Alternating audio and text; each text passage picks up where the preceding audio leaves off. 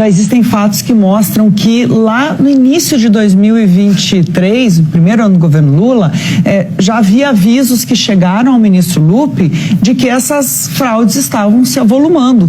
E de 23 para cá se avolumaram, elas tomaram tração. Então, quer dizer, começou no governo Bolsonaro, mas tomou muita tração e ampliou no governo Lula. Então, o ministro Carlos Lupi está numa situação que, no melhor dos casos, é de incompetência. Eu ouvi de um colega seu de Esplanada que o grande problema é que Lupi é presidente de um partido. A senhora foi ministra da Casa Civil de Dilma e viu que aquela faxina que Dilma fez, por um lado, trouxe benefícios na popularidade dela, mas corroeu a relação política. Como é que fica, voltando ao que a Andréa perguntou, o quanto o fato dele ser presidente de um partido importante, estar no Congresso, também pesa nessa manutenção dele. Então, é importante dizer que o governo não está jogando para a opinião pública, para a popularidade, e também não está jogando para segurar as articulações políticas. O que o governo quer agora é resolver esse problema, é proteger os aposentados e fazer com que isso não volte a acontecer. Essa é a determinação clara do presidente Lula, para tomar medidas nesse sentido, sem subterfúgios. Então, tudo está sendo feito para que isso aconteça, né?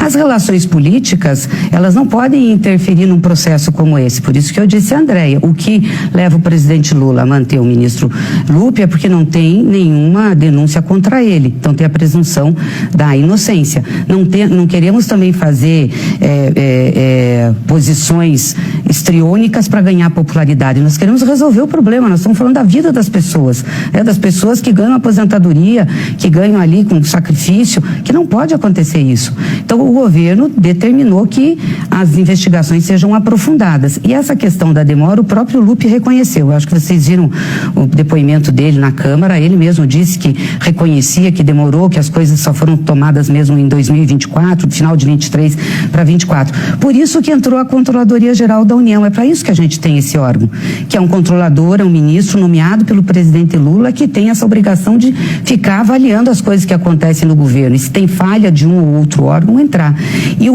E a Controladoria entrou e já acionou a Polícia Federal, já fez o inquérito e as coisas estão sendo investigadas. Mas a incompetência do ministro Lupi, tudo bem? Quer dizer que é no mínimo que se viu que aí há incompetência. Não é uma incompetência, ele está se defendendo e está se explicando do que aconteceu. Acho que ele tem até esse direito de fazê-lo.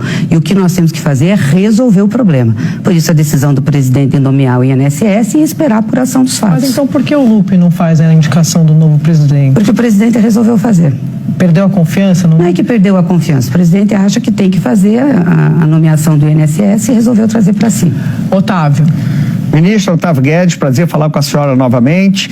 Ministra, está sendo articulado no Congresso um projeto de lei que provavelmente será assinado pelo presidente do Senado, Davi Alcolumbre, para fazer justamente aquilo que a senhora defendeu e causou um tumulto, um ruído danado, que é diminuir a pena de quem participou da tentativa de golpe como crime de multidão, ou seja, não planejou, não financiou, mas estava ali no meio da multidão. Caso esse projeto seja aprovado pela Câmara, o presidente Lula vai sancioná-lo? Boa tarde, Otávio. Boa tarde a quem está aí no estúdio. Primeiro, assim, eu não defendi. Eu disse que eu compreendia que poderia acontecer isso. Esse é um processo que está sendo discutido entre a Câmara e o Senado, a Câmara, o Senado e o Congresso. O governo não está participando disso. Se tiver um entendimento entre o Judiciário e o Legislativo, o governo não vai se opor. Agora, é muito importante que o Judiciário seja respeitado nisso, porque quem pode dispor sobre pena, fazer revisão criminal, é o Poder Judiciário. Nesse caso, o Supremo Tribunal Federal. Se o Supremo entender que é possível fazer isso numa interação com o Legislativo, não é o governo que vai ter uma posição contrária. E se isso acontecer por acordo, eu acho que o governo vai dar prosseguimento. A senhora seria... desculpa, Otávio. Não, como é que seria esse acordo entre STF e Congresso? É isso que estão questionando muito. Como é que se faz isso? Aí eu não sei, porque nós não estamos participando, né? A gente não está nessas conversas, não conversamos nem com o Supremo, nem com o presidente da Câmara e do Senado a esse respeito.